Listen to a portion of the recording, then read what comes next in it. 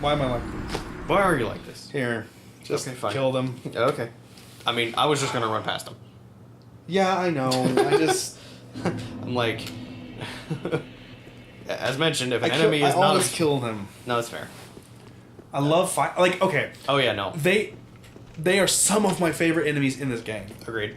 They're like fighting Silver Knights. Yeah. And the Black Knight. Any of the Knights in the Dark Souls games are just so fun to play against. I'm glad you brought that up, actually. Dark Souls is a lot of... Okay, fine. Yeah, they're just gonna sit there and do that. That's what they do. Something Star Wars lightsaber Form 3. Form 3 is literally all about defending. So, anyway, I should do a Lothric Knight run. Like, play as a Lothric Knight. Anyways, Yeah. go on. Yeah, Dark Souls is a lot about... Dark Souls lore and, like, themes are a lot about cycles. We did not talk about what exactly is going on in this game. Who the hell are you, and why did you crawl up out of a grave? I mean, I think like we're focusing more on game. We're focusing. This is about game design and why the Dark Souls games are good. Not that if you want a lore dump, there's plenty of those out there. Find Vati, he's great. Just watch his videos. Now, mind you, Vati videos are full of spoilers. So yeah. By nature. I mean, if you're going for a lore. For the Cliff Notes, though, the idea is that the world of Dark Souls is sustained by a great magical flame, and when that flame first sprung to life from within the earth, so did life. But it's a flame, it goes out. And in all of 3 of the Dark Souls games, they all take place when the fire is about to die, and the world is about to descend into a horrible darkness. Here, in this game, in the 3rd game, so this is the 3rd time this has happened. No, this is not the 3rd time this has happened. And nobody knows how many times it's happened. But a big theme about Dark Souls is that everything goes in cycles. The cycle of fire and dark. And a lot of the games all have some enemies that are also sort of, for lack of a better word, almost repeats of each other. I mean, these guys. Yeah, these are guys literally the same. These guys are straight up from Dark Souls 1. Yeah. But there is a reason they are here, rather than them just being, oh, we just repeated the same enemy because we're lazy. Yeah. But the Lothric Knights, you can easily draw parallels, not just in like who they are, but what they are in gameplay between the Lothric Knights and the Black Knights from the first game. And the Silver Knights in the second game. Yes. Oh, well, Silver Knights in all of them. There's no Silver Knights in the second one. There's no Silver Knights in the second one? Mm-mm. The Black Knights in the first game are, when you first start the game, are extraordinarily daunting enemies. Yeah. I mean, one of my most vivid memories of any Dark Souls game is my first encounter with the Black Knight in the Undead Settlement. Down the stairs before you get to the burning barrel that falls down at you. Yes. Yeah. Yeah, he's the first. He's also the first one you're kind of supposed to run into. Yeah. And, by now at that point in that area. My ass. Yeah. By that point in the area, you've probably gotten reasonably competent at fighting all these hollow soldiers and shit, and then this guy comes and folds you in half. Yeah. But their role in the game is that it's kind of, again, it's the game using its challenge for the benefit of the player to make you feel satisfied for overcoming it. Because everybody who fights Black Knights for the first time gets their shit absolutely wrecked.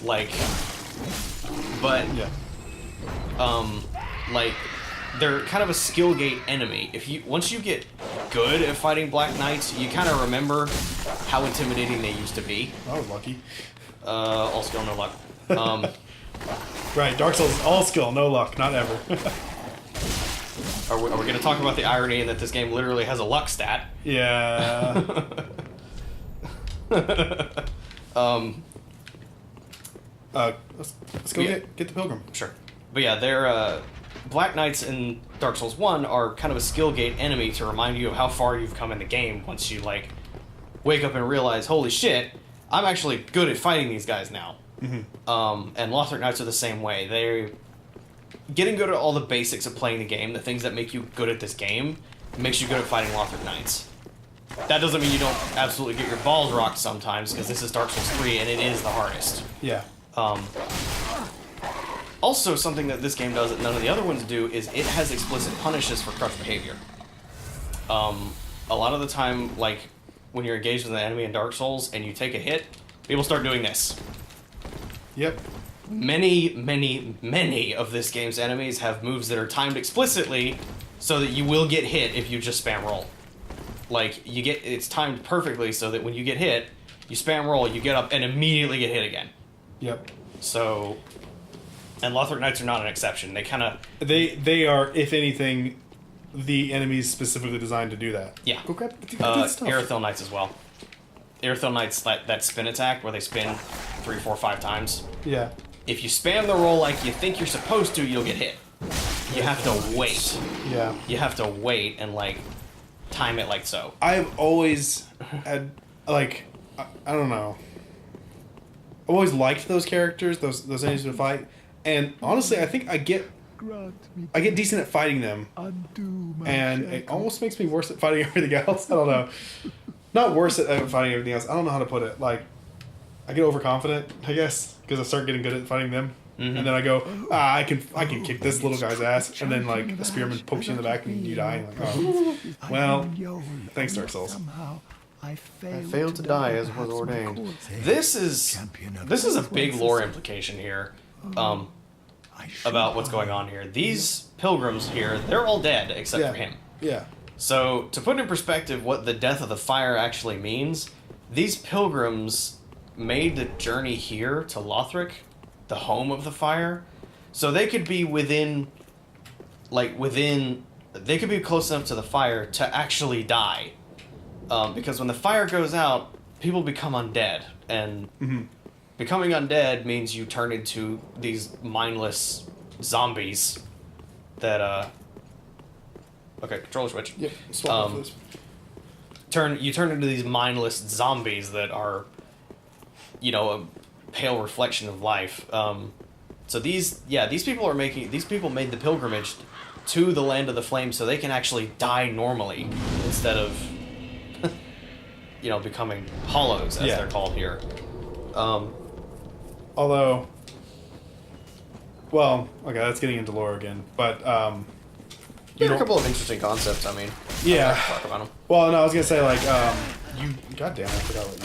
I knew there was another guy. I thought he dropped down from the top. Anyways, you do not hollow, but you kind of do, but you kind of don't. I don't know. This game's weird about like what you are.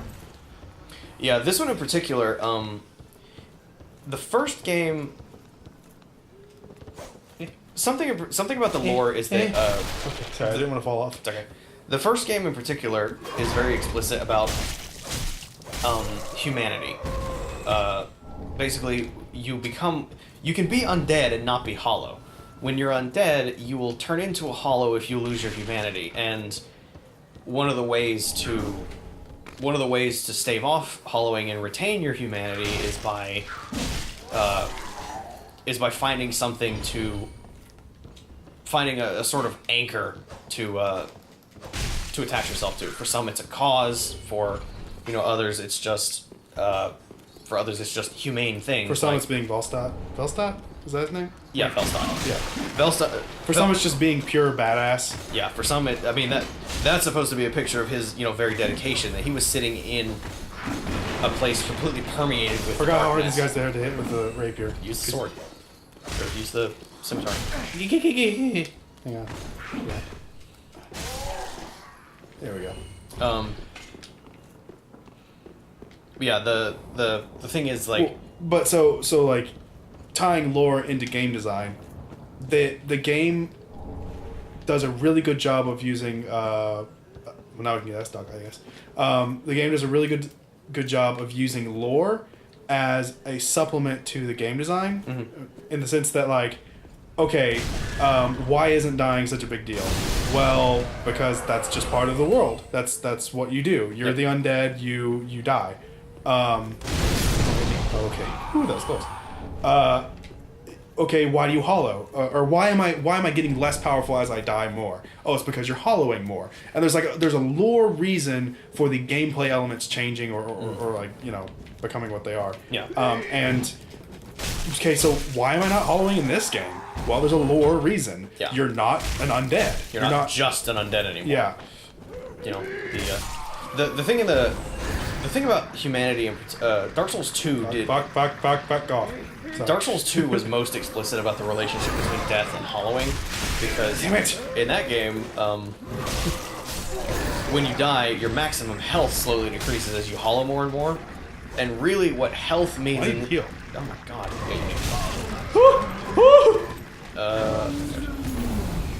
Okay, I thought she was throwing the gnawing at No, me. she was doing her own. I fucking hate these enemies, by the way.